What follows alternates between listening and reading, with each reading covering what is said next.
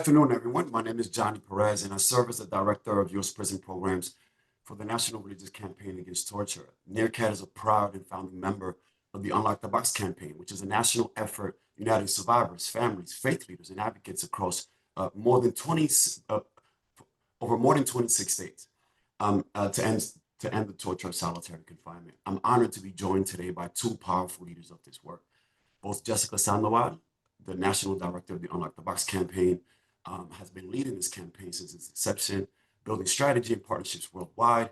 And Anisah Sabur, NRCAT's the national coordinator for the Unlock the Box campaign and a longtime organizer with the HALT, which is a Humane Alternatives to Long-Term Isolated Confinement campaign, and the Jails Action Coalition in New York. And she's been on the forefront of lifting survivors' voices and mobilizing communities. So sorry for being a little bit jumpy this morning, but super glad to have you all here. Together, they will both share the challenges and opportunities ahead as we work to end solitary confinement once and for all. Welcome, Jessica and Anisah. So glad to have you. Great to be here with you all. Thank you for the opportunity. Are you ready for us to dive in? Yeah, absolutely. Awesome, great, thank you. So we're here today to talk about kind of the national landscape and the trends around solitary confinement in the US. We, like Johnny said, are joining you from the Unlock the Box campaign, and we are a national advocacy campaign to end solitary confinement in US jails, prisons, youth facilities, and immigrant detention. What you probably know by now is solitary is really bad. We don't have any research that tells us anything different than that. What we do know from a report that ourselves and our friends over at Solitary Watch released a couple years ago is that conservatively, we know that there are about 122,000 people in jails and prisons in the United States. And that does not account for anybody being held in immigrant detention, youth facilities, or any military facilities. So we believe that that is a conservative number. And, you know, these are folks who are locked in cells for hours a day with little to no meaningful human contact. And this number really underscores the scale of the crisis. Solitary is not a rare practice. It's a routine part of incarceration. And I think one of the myths that we are continually trying to bust is that corrections will tell you that they reserve solitary for the worst of the worst, or that's at least what I think the sentiment is in public opinion. And the reality is that nearly 85% of people in solitary confinement today are there for disobeying a basic order. So things like saying no to a correction guard's order, having too many stamps in your cell or an extra orange, sewing belt loops onto your state-issued pants, the most ridiculous reasons, really. And so I just wanted to make sure that people understood that people are being put into solitary for very minor infractions, like the ones I just mentioned. There is growing recognition that solitary is torture. There was a time where saying those two things in the same sentence was frowned upon, but we in our field have really started to move the dial on the narrative shift around this, and I'll talk a little bit more about that. The United Nations, medical experts, human rights groups all agree that solitary confinement is torture. And increasingly, we're seeing lawmakers, the courts, and the public really adopting this framing. We've seen several pieces come out from the Washington Post and other papers like the New York Times calling for the abolition of solitary and calling it torture, which is exactly what it is. So we believe that we're shifting the narrative from what is considered a correctional tool to a human rights abuse. Since 2018, which is when the Unlock the Box campaign became a public entity, we have been instrumental in helping to pass 63 pieces of legislation that restrict solitary confinement. And these laws really represent a national movement that we are gaining momentum. We're getting a lot of bipartisan support, and it's really showing what is possible state by state. We've also, as a part of these pieces of legislation being signed into law, have a handful of supermaxes have been closed. Our partners have pushed for the closure of these facilities designed for mass incarceration and solitary confinement, and closing them really demonstrates that change at a scale where we are is possible, and really entire prisons dedicated to and built for isolation are no longer acceptable.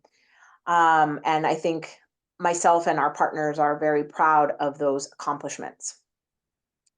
Well, lastly, what I'll say is that the legislative progress just in 2025 alone, 12 states passed restrictions, and one county actually issued an executive order to end solitary in their facilities. So we feel like this kind of legislative activity is really showing just how rapidly the landscape is shifting and how much momentum is being built towards the tipping point. And that's not to say that we don't have our challenges, right? We know that there are implementation gaps, and we know that there is resistance. Even with these laws on the books, these systems really are dragging their feet on trying to rebrand solitary under new names. So, they will refuse to call it solitary confinement, but say we don't use that. We have, restrictive housing or segregation or whatever the euphemism is. And we have a lot of resistance from corrections officers and administrators. Inconsistent implementation remain major obstacles for us. In New York, for example, this year, corrections officers staged an illegal wildcat strike to protest the reforms around HALT, as Johnny had mentioned earlier, the HALT campaign in New York, really underscoring kind of the entrenchment and the pushback that we're facing.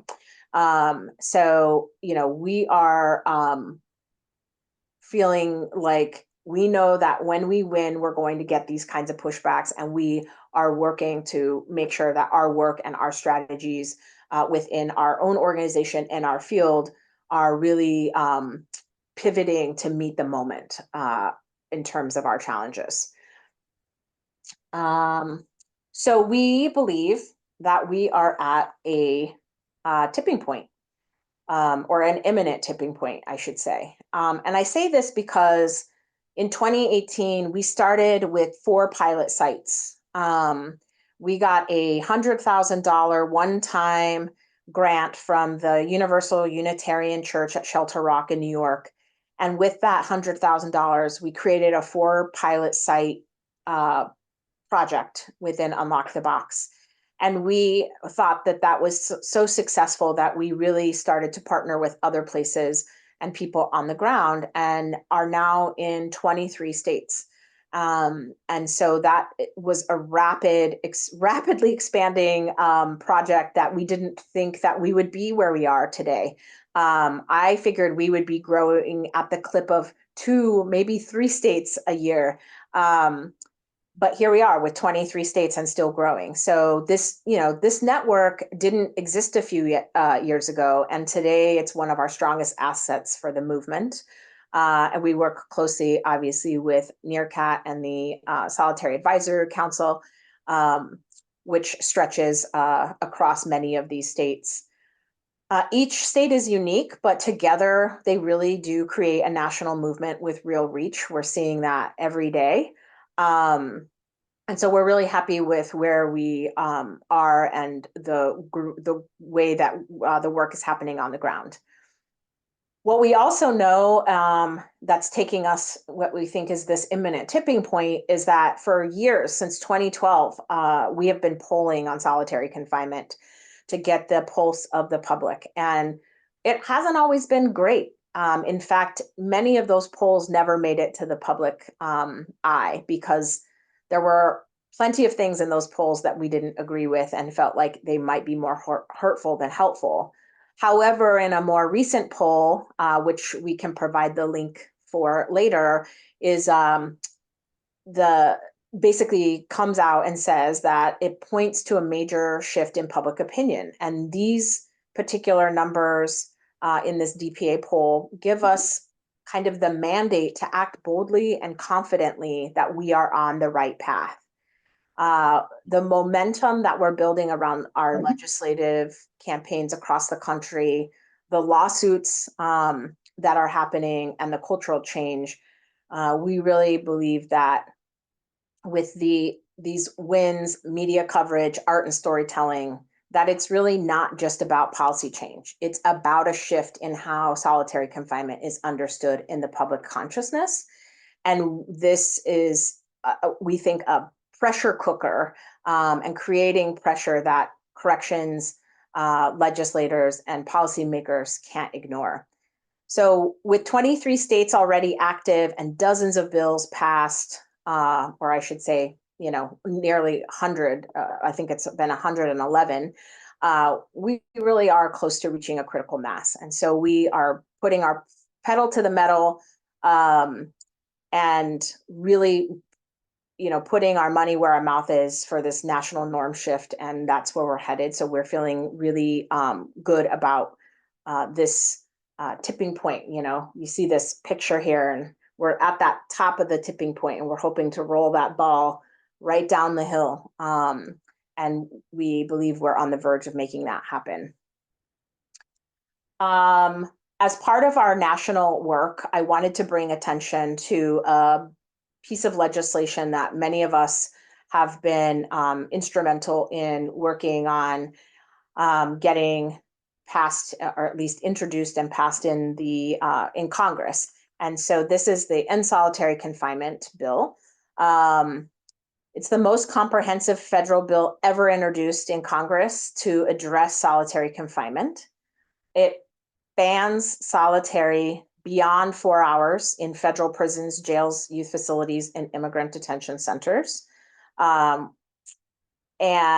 actually, that's not true. It bans solitary in federal prisons, immigrant detention centers, and any system that's operated by the federal government, except in the rarest of circumstances. This bill requires humane alternatives, meaningful days out of cell with access to education, programming, medical care, and human interaction. ESCA also sets the minimum standards, which in this country we have yet to provide ourselves, pushing states to come into compliance with the Mandela rules, which define prolonged solitary as torture. We did get this bill introduced in 2023 and just got reintroduced just a month ago, both in the House and Senate. And really what we are so proud is that this bill has really helped elevate the conversation at the Capitol with congressional members of Congress to help ensure that solitary confinement is treated as a human rights issue and not just a corrections policy issue.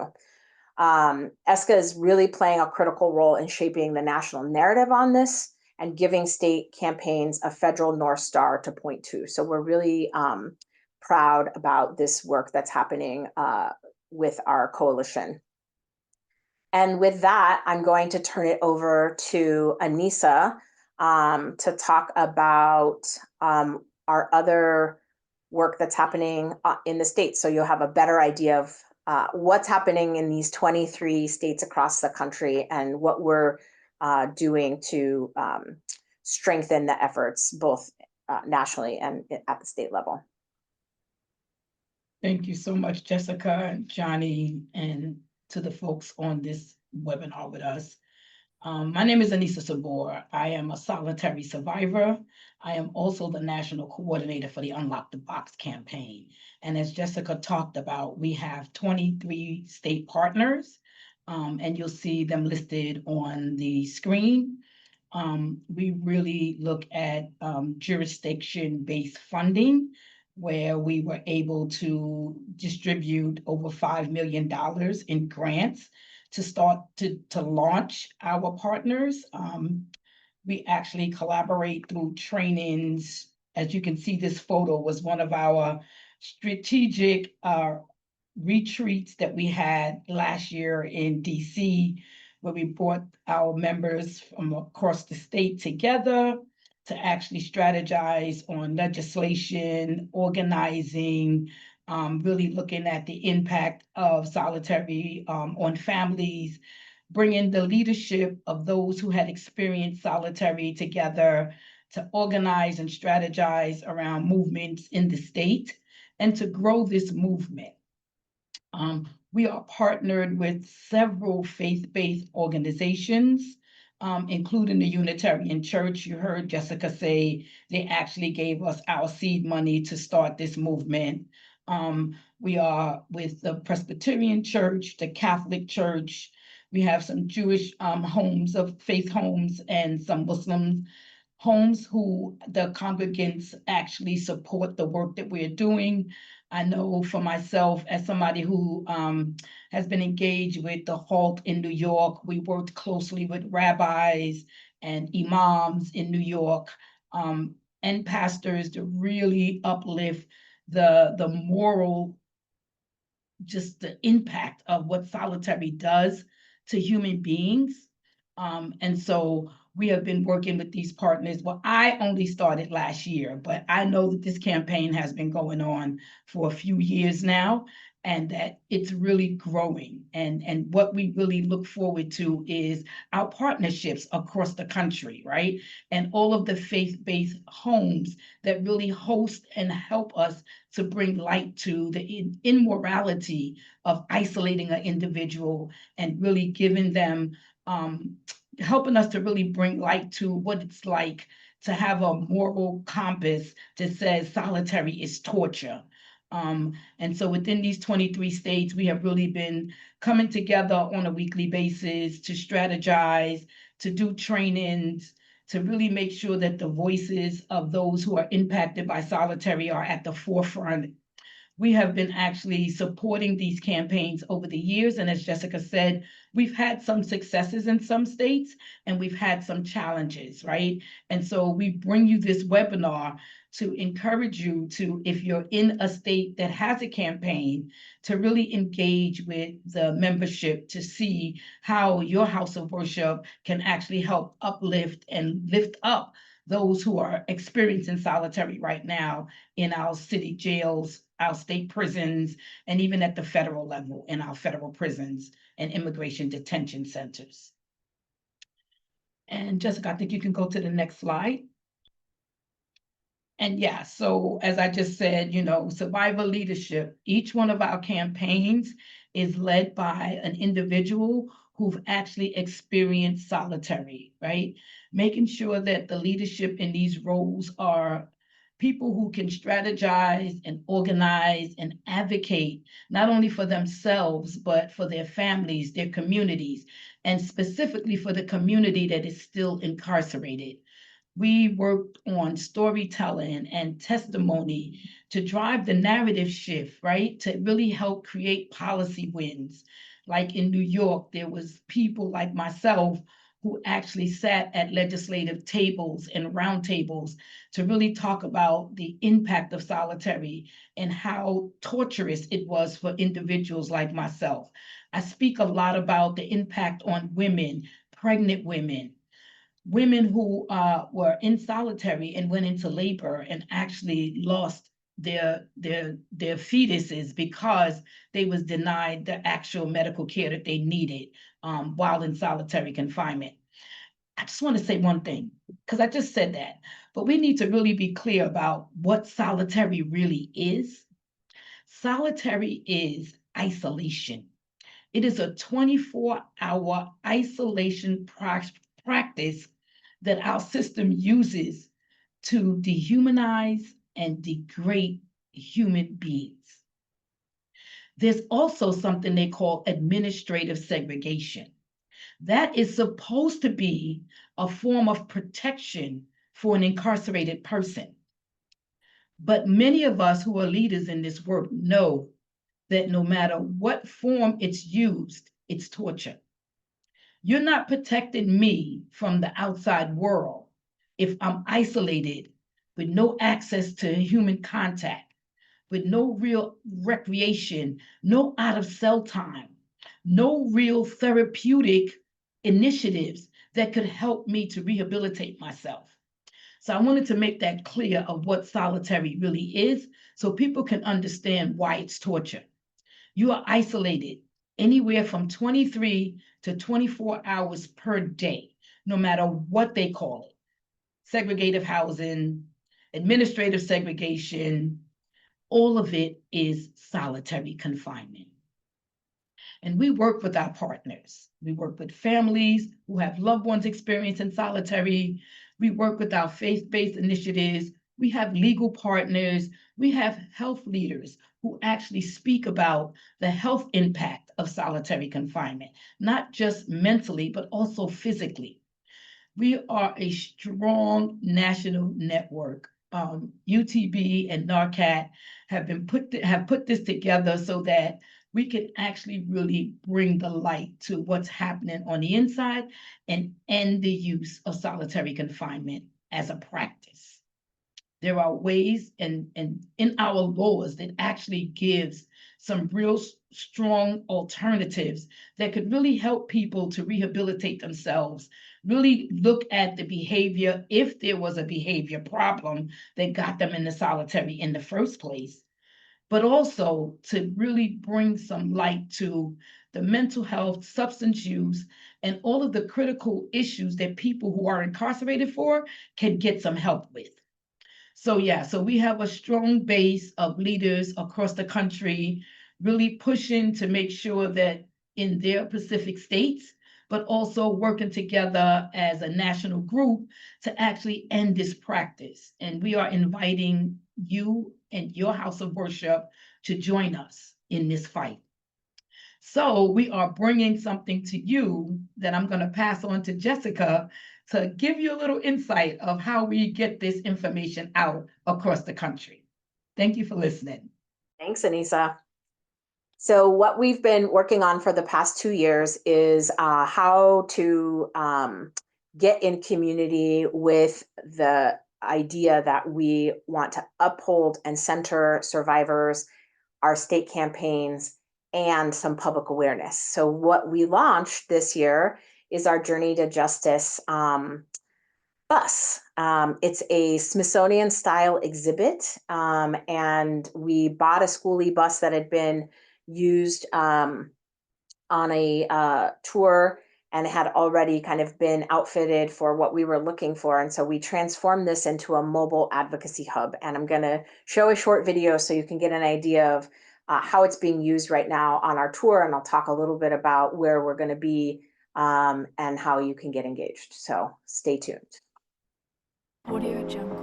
So you engage people's hearts, minds, core beliefs. That's really the vehicle for change. The Journey to Justice bus is a rolling museum, a literal vehicle trying to convey the realities of how solitary confinement is being used to people who don't know anything about this issue.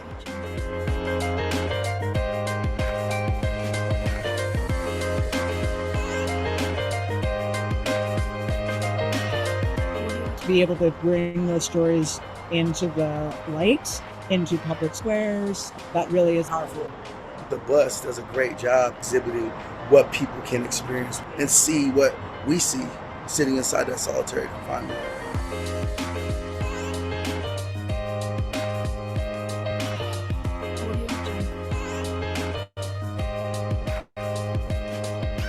What I saw was confinement, small boxes, thin mattresses, collages, memorabilia. They are someone, they have family, they do have identity. This one right here, actually almost brought tears to my eyes. That, all they really wanted to see was the outdoors. Solitary. It kills you in ways that don't show up on death certificates. It's real, heartbreaking. It hits everything that's wrong with the incarcerated system. Being locked in a cell is worse than being put away in a coffin. My whole time in there, I'm like, this has to change. something is done. This is not okay for anybody. The one thing that jumped out at me is the fact of how noisy it is in prison. There's guys screaming, banging, singing, talking. There were people just laying in the bunks, like sitting there listening, just absorbing. It's still very powerful to be reminded that like so much still needs to be changed. There's people that are not only facing solitary confinement right now, but are like recovering from it. You really just understand the humanness of these stories. But we have a growing coalition of people that really understand the humanity, and it's because of these stories, and it's because of the rest of the community reaching out to legislators and demanding action. The groups came together and decided they were going to initiate a hunger strike to end these practices of long-term solitary confinement. Even within these really horrific circumstances, people have to continue to be able to speak their truth, tell their stories, connect, organize. Like, that's just so fierce and powerful. The vast majority of people that are suffering through solitary confinement are going to be back in our communities. We want to make sure that they're coming out healthy, ready to give back to their communities. Solitary confinement does the exact opposite of that. It's so important for people to see this and see the conditions. These public events are so important because it gives people an inside look that they wouldn't have otherwise. What makes it even more amazing is that you guys are traveling in this bus. And I am so thrilled that you guys are making a presence around the United States. It's something everybody should walk through.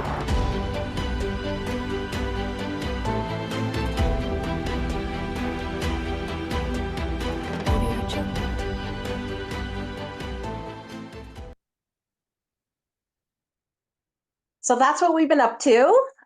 It's exciting, it's provocative, and it really has been such a journey, really, to getting this bus on the road. And we are hopeful that you all, if it comes to a town near you, will join us there. The bus has just left Las Vegas and is on the road right now on its way to the Southwest. So they will be in Albuquerque this weekend with multiple events over the weekend. And once it leaves Albuquerque, it's headed to the South. It'll be in Louisiana.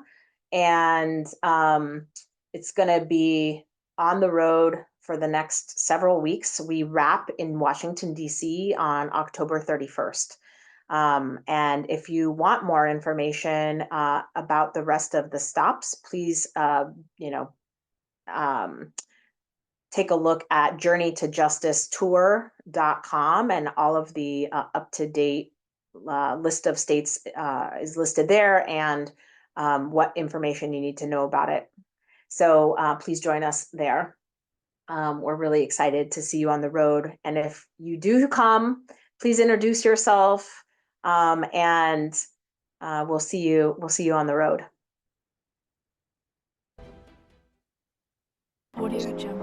So you engage people's. I don't know how to get to this next slide. There you go again. There we go. So this is our opportunity to provide to you a multitude of ways for you to get involved in your personal capacity and your faith leader or in your congregate capacities. So there's a lot of actions you can take. You see here, there's a national pledge that you can sign. It's a moral call to end the torture of solitary confinement. And we think that's really important. One thing I'll mention is that in this country, we actually have won the moral argument on solitary. What we're hoping to do next is win the political one, and we need everybody to help and join us in this fight to be able to do that. Invite your faith community, become a member of NRCAT, display an anti-torture banner, sticker, pin, we have them all.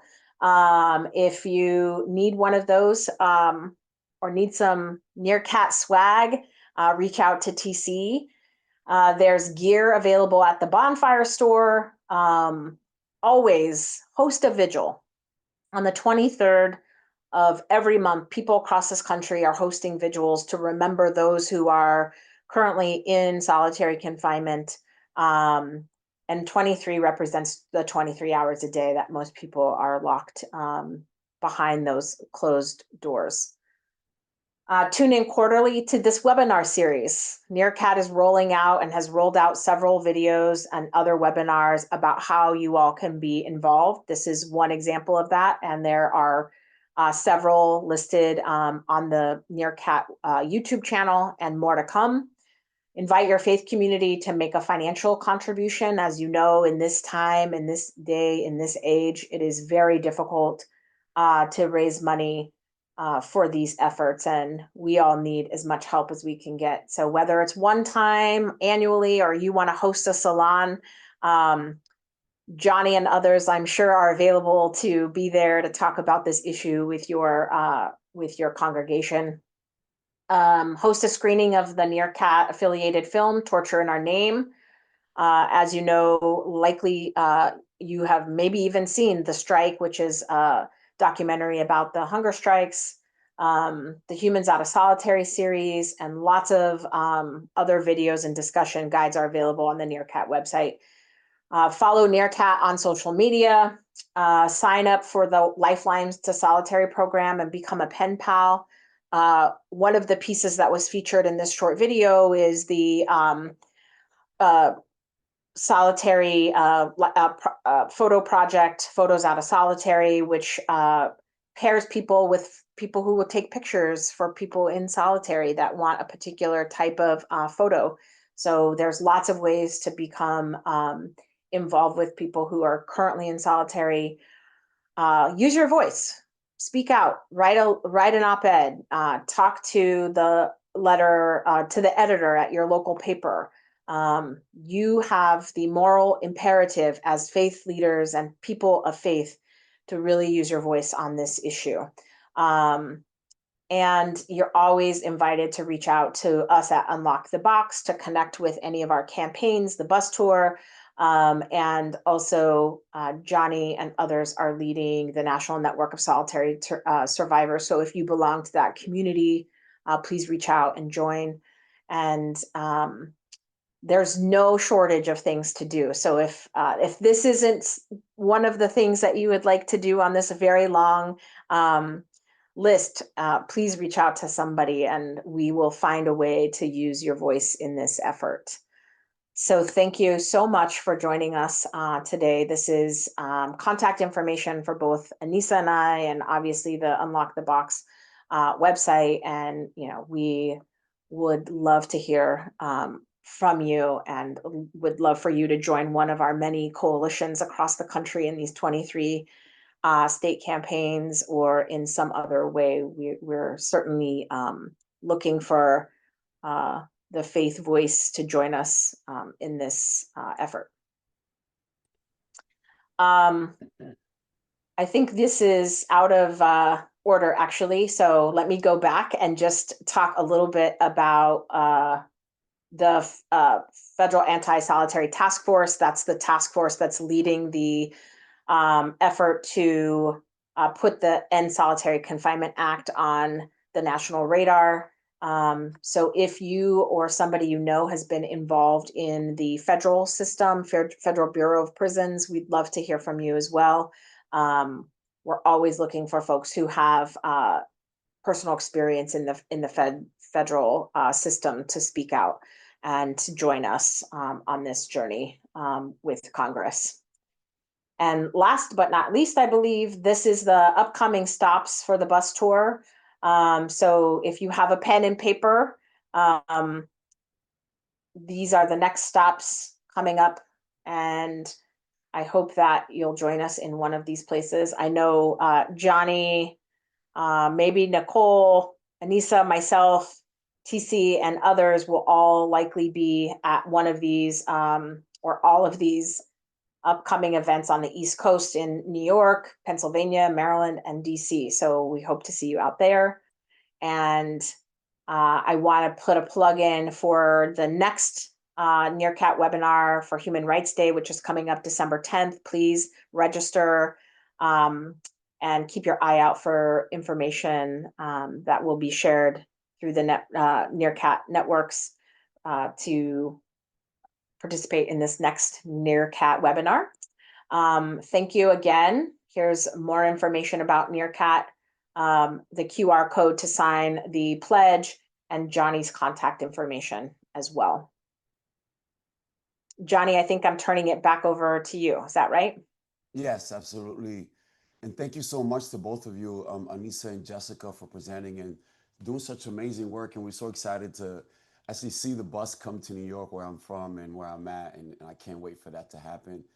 I just have 1 or 2 follow-up questions before we close. You know, the Unlock the Box campaign has been going for years now. Lots of lessons learned there. For both of you, what advice would you give, you know, new organizers, or at least organizers in the state who are just starting, you know, who are just starting this fight?